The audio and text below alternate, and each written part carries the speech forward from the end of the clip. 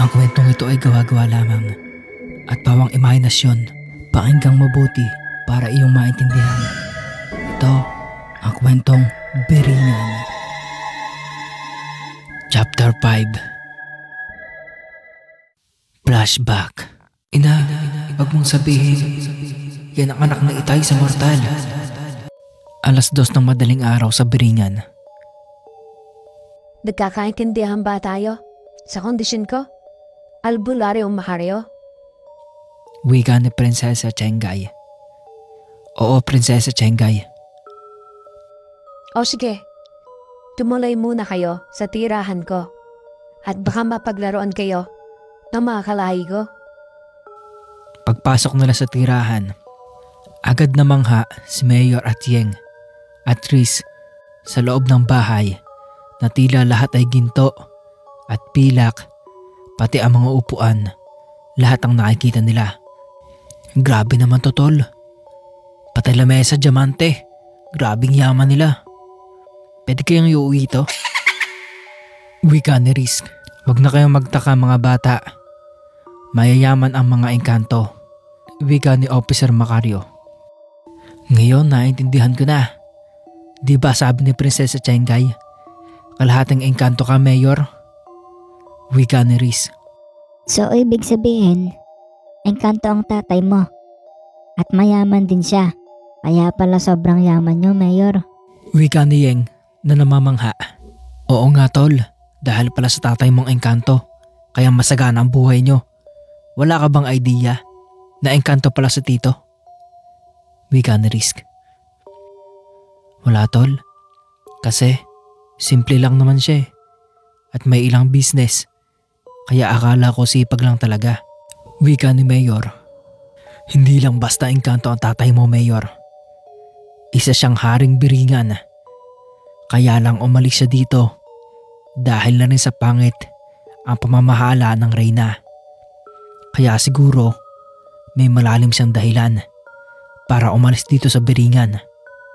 Wika ni Officer Macario. Mahal, pwede bang tulungan mo kong maghain ng pagkain sa mga kaibigan mo? Wika ni Chengay. Oo naman, mahal, Chengay. Nang biglang may malakas na pagaspas sa may bintana. Wika ng 2 kapre.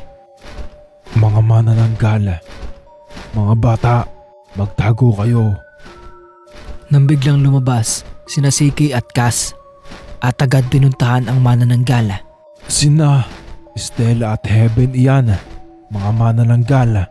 Di nyo kami mapipigilan, mga kapring lasanggero! Wika ng manananggal na si Stella. Sabay tinusok na Stella ng mahabang kuko si CK at tinamaan ito sa balikat at agad napaigtad ang kapre. CK, ayos ka lang ba? Wika ni Cass. Mukhang mahihirapan tayo dito. Lumilipad sila, mga manananggal.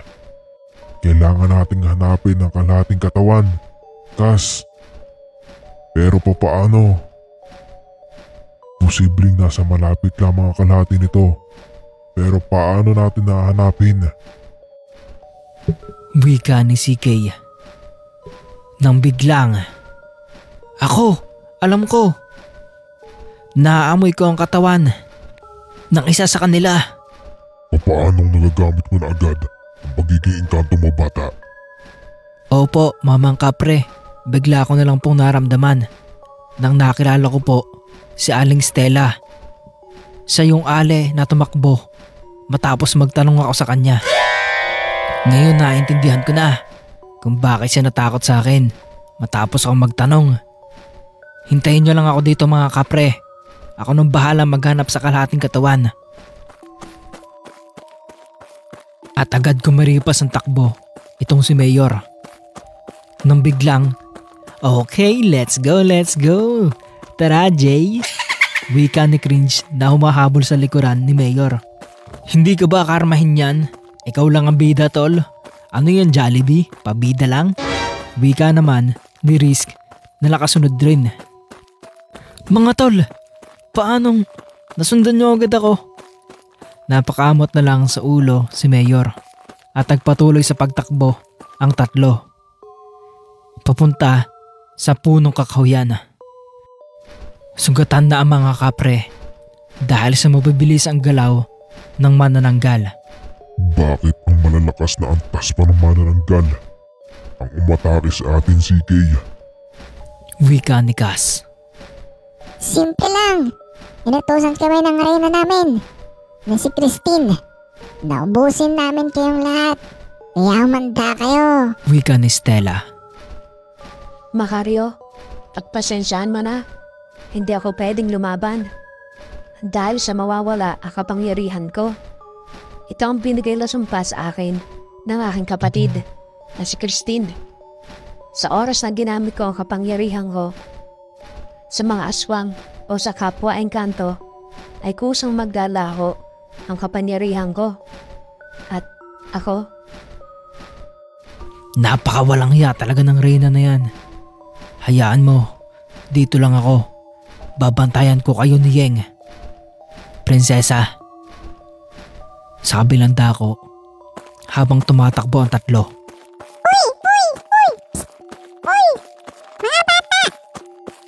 Wika ng maliliit na boses. Nandito kami.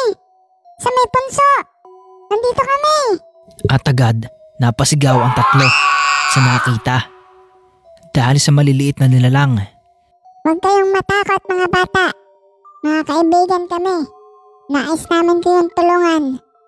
Alam namin hinahanap ninyo ang kalahating katawan ng manananggal. At ako nga pala si Serbe. At ito naman, si M. Kami ang Duwende Brothers. Matagal ka na namin hinahanap, Mayor. Alaga pa kami ng iyong ama, na si Haring Dos. Kaya ngayon, ikaw naman ang pagsisilbahan namin. Dahil nandito ka na sa Biringan. Ayos pa? At nagulat ang tatlo sa sinabi ng duwende. Grabe ka naman, tol. Ano yan, Pedro Penduko?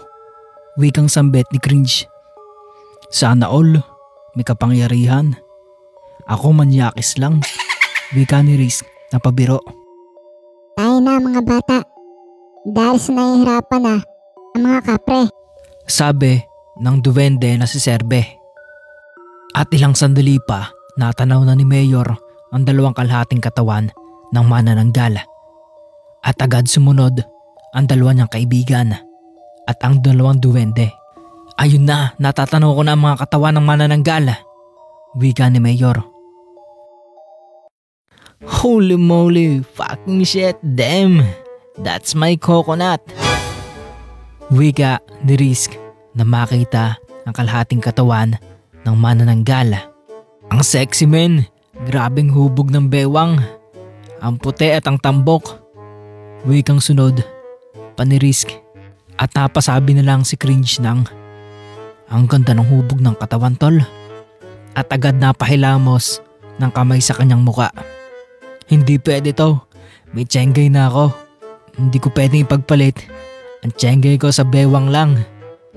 Kung ano man yung binabalak nyo mga tol, huwag yan ang ituloy yan. Di ba kayo nandidiri? Tingnan nyo, laylay ng bituka oh. Matambok lang yan. Tawang sambit ni Mayor. At itong si Cringe, dahil sa may tsenggay na, napigilan niya kanyang sarili sa pagiging manyakis. At agad kinuha ang asin sa bulsa niya at ibinigay kay Mayor. Teka lang mga bata. Huwag kayo basta-basta lalapit. At maghagis muna kayo ng kung anong bagay na malapit sa katawan. At nang biglang itutuloy